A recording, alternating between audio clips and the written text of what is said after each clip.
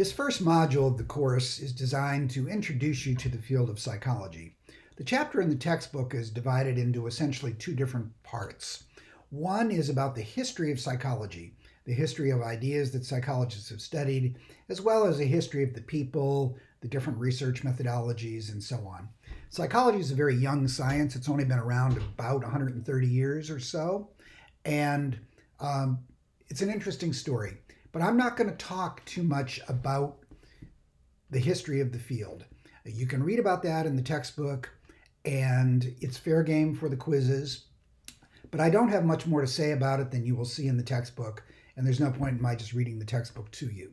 But when you are going through all of the chapters in this course, keep in mind that just because I don't devote time to it either in an online lecture or in PowerPoint slides, it doesn't mean you don't have to know it.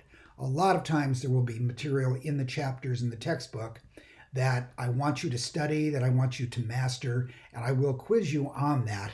I just didn't feel that it was necessary or there wasn't time to cover it. We can't cover everything in the book this term because there just isn't time. But the book is certainly manageably sized for you to read and study it.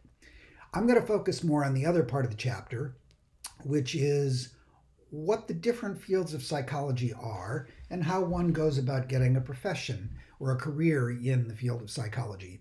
My experience with students tells me that a lot of students who take intro psychology are at least considering the possibility of being psych majors and at least thinking about the possibility of a career in psychology, but you don't really know how to get there.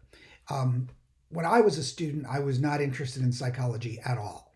I thought it was all about crazy people and therapy, and I knew that I wasn't interested in doing anything like that. Now, crazy people in therapy is part of the field, but it's only a small part.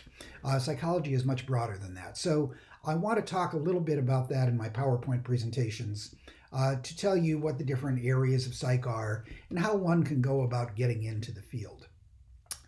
I also want to talk a little bit about something that's not in the textbook, which is how to think like a psychologist.